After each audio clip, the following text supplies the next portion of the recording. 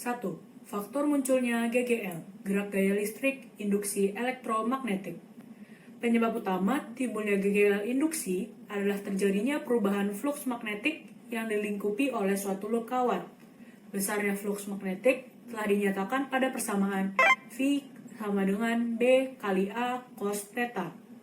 Dengan demikian, ada 3 faktor penyebab timbulnya GGL pada suatu kumparan, yaitu 1. GGL induksi akibat perubahan luasan kumparan medan. Timbulnya GGL induksi akibat perubahan luas bidang kumparan A yang melingkupi fluks magnetik. Persamaan Faraday-nya bisa disimpulkan sebagai berikut. 2. GGL induksi akibat perubahan orientasi sudut kumparan θ terhadap medan. Perubahan sudut antara induksi magnetik B dan arah bidang normal dapat menimbulkan terjadinya GGL induksi. Persamaan Faraday-nya dapat disimpulkan sebagai berikut. 3. GGL induksi akibat perubahan induksi magnetik. Perubahan induksi magnetik juga dapat menimbulkan GGL induksi pada luasan bidang kumparan yang konstan. Persamaan Faraday-nya dapat disimpulkan sebagai berikut. Gaya gerak listrik berdasarkan percobaan induksi elektromagnetik. Kita telah mengetahui bahwa untuk menghasilkan GGL induksi pada ujung-ujung kumparan, maka flux magnetik yang memotong kumparan harus berubah. Kita juga telah mempelajari konsep flux magnetik. Pertanyaan yang timbul adalah bagaimanakah hubungan antara GGL induksi dengan perubahan flux magnetik. Mari kita tinjau percobaan pada gambar berikut. Loop digerakkan ke kiri dengan kecepatan V melintasi tegak lurus medan magnetik B. Mula-mula posisi kawat itu adalah PQRS. Sekarang menjadi P aksen, Q aksen, R aksen, dan S aksen. Tampak berkurangnya luas bidang loop sebesar delta A yang dilintasi medan magnetik B. Gambar tersebut dapat memberikan kita percobaan sebagai berikut. Kalikan kedua ruas dengan delta T sehingga kita memperoleh hubungan berikut. Kita telah mengetahui bahwa GGL induksi disebabkan oleh perubahan flux magnetik. Oleh karena itu, persamaan itu kita ubah sehingga perubahan flux magnetik terdapat dalam persamaan tersebut. Perhatikan loop kita gerakan ke kiri dengan laju V dalam selang waktu delta T. Loop telah menempuh jarak X sama dengan V kali delta T. Perubahan luas bidang loop yang melingkupi medan magnetik adalah sebagai berikut. Nilai PQ sama dengan T dan P aksen sama dengan X, sehingga persamaan menjadi sebagai berikut. Dari persamaan tersebut, perubahan flux magnetik selama loop digerakkan adalah sebagai berikut. Substitusikan nilai flux ke dalam persamaan sehingga diperoleh persamaan sebagai berikut. Jika banyak lilitan kumparan sama dengan N, GGL induksi pada ujung-ujung kumparan diberikan oleh persamaan sebagai berikut. Jika perubahan flux magnetik terjadi dalam selang waktu singkat atau delta T menjadi 0, maka GGL induksi pada ujung-ujung kumparan diberikan persamaan sebagai berikut. Yang ketiga ada hukum Faraday. Seorang ilmuwan dari London, Inggris bernama Michael Faraday ingin membuktikan bahwa medan magnet dapat menimbulkan arus listrik. Pada tahun 1821, Michael Faraday membuktikan bahwa perubahan medan magnet dapat menimbulkan arus listrik. Percobaan yang Michael Faraday lakukan adalah dengan melilitkan dua buah kawat di sisi yang berseberangan dari sebuah besi berbentuk torus atau lingkaran yang berlubang seperti donat. Salah satu ujung dari lilitan kawat dihubungkan ke baterai, sedangkan kawat yang lainnya dihubungkan ke galvanometer atau alat yang bisa mendeteksi arus listrik dan arah alirannya. kawat yang dihubungkan ke baterai menjadi sumber medan magnet. Karena aliran listrik yang dihasilkan oleh baterai akan menghasilkan medan magnet di sekelilingnya.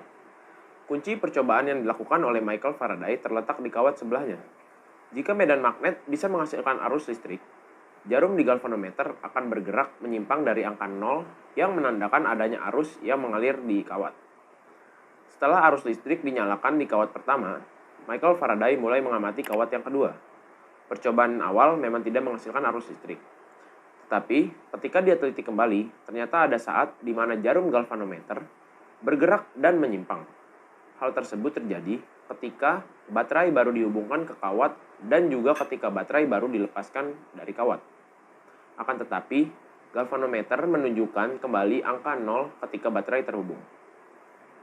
Kunci dari percobaan yang dilakukan ini adalah perubahan dari keadaan baterai dari yang awalnya tak terhubung menjadi terhubung atau sebaliknya.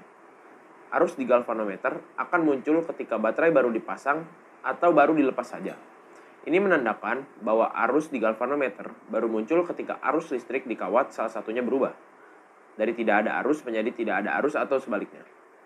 Besar arus listrik di kawat yang digunakan pada percobaan ini sebanding dengan besar medan magnet yang dihasilkan. Artinya, jika arus berubah, maka medan magnet juga berubah. Tak hanya medan magnet yang membuat arus listrik muncul di galvanometer, tapi adanya perubahan medan magnet tersebut juga memberi dampak atas munculnya arus listrik tersebut. Medan magnet harus terus berubah jika ingin terus menghasilkan arus listrik. Inilah hasil temuan Michael Faraday pada tahun 1831 yang kemudian pada hari ini kita pahami sebagai hukum Faraday, di mana perubahan medan magnet menyebabkan adanya gaya gerak listrik atau GGL yang membuat elektron pada kawat bergerak dan menghasilkan arus listrik. Bunyi hukum Faraday tentang induksi yaitu gaya gerak listrik atau GGL, induksi yang timbul antar ujung-ujung suatu loop penghantar berbanding lurus dengan laju perubahan flux magnetik yang dilingkupi oleh loop penghantar tersebut. Secara teori, hukum Faraday berisi mengenai jumlah gaya gerak listrik yang terbentuk bila daya magnet memasuki suatu kumparan.